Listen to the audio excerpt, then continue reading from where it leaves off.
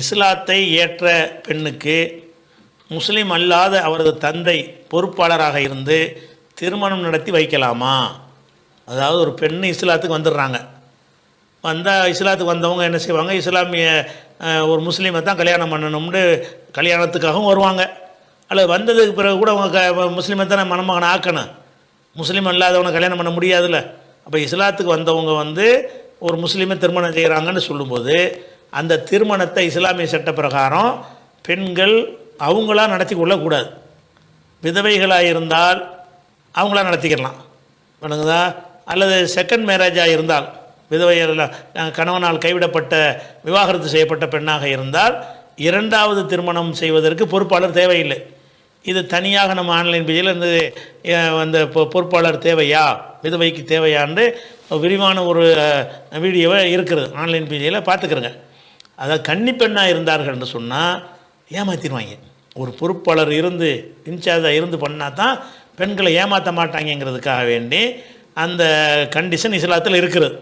அப்போ ஒரு பெண் இஸ்லாத்துக்கு வந்துட்டாங்களா அவங்களுக்கு கல்யாணம் பண்ணி வைக்கணும். யார் நின்று கல்யாணம் பண்ணி வைக்கிறது என்று கேட்டால் பொதுவாக வந்து அவருடைய தகப்பன், அண்ணன், தம்பி இவங்க தான் பண்ணி வைக்கணும். அவங்க இஸ்லாத்தில் இல்லை.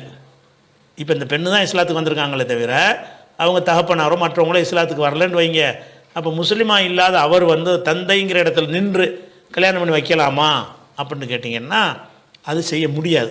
ஏன் முடியாதுன்னு கேட்டால், திருமணங்கிறது வந்து வெறுமனே வேறு சமுதாயத்தில் உள்ள மாதிரி ஒரு குடும்ப வாழ்க்கை மட்டும் அல்லது, அது ஒரு வணக்க முறை. இஸ்லாமிய அடிப்படையில் என்ன இருக்கிறது, அதை செய்வதற்குன்னு சில இஸ்லாமிய ஒழுங்குமுறைகள் இருக்கிறது.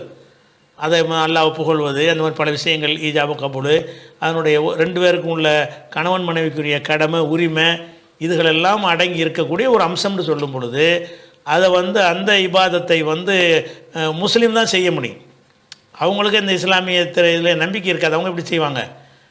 அது போக அல்லாஹ் என்ன செய்கிறான்னு கேட்டால், ஒல் முமினூன ஒல் முமினாத்து பாலுஹும் அவுலியாவு பாலன் 9வது சூறாவில் 71வது வசனத்தில் அல்லாஹ் சொல்லி காட்டுகிறான், மூமினான ஆண்களும் பெண்களும் வந்து ஒருத்தர் மற்றவருக்கு அவுலியாவாக இருப்பார்கள், பொறுப்பாளராக இருப்பார்கள். மூமின்கள் தான் பொறுப்பாளராக இருந்து செய்ய முடியும். இப்போ ஒரு பெண்ணை கல்யாணம் பண்ணி கொடுக்குறதா இருந்தால் அவள் அண்ணனோ தாய் தந்தை யாருமே இஸ்லாத்தில் இல்லை என்று சொன்னால் இந்த பெண்ணுக்கு என்ன செய்யலாம், அந்த ஜமாத் தலைவர் பொறுப்பாளராக இருக்கலாம். அல்லது இந்த பெண்ணு தனக்கு விருப்பமான ஒருவரை, இவர் பொறுப்பாளராக என்னோட படித்தவர், இவர் எனக்கு பொறுப்பாளர் இருந்து கல்யாணம் பண்ணி தருவார், இவர் மூலமாக தான் நான் மார்க்கத்தை அறிஞ்சிக்கிட்டேன், இவர் நின்று செய்வார்னு அவங்க யாரையோ பொறுப்பு சாட்டலாம். அவங்க அந்த பொறுப்பை யார் கொண்டாலும் கொடுக்கலாம்.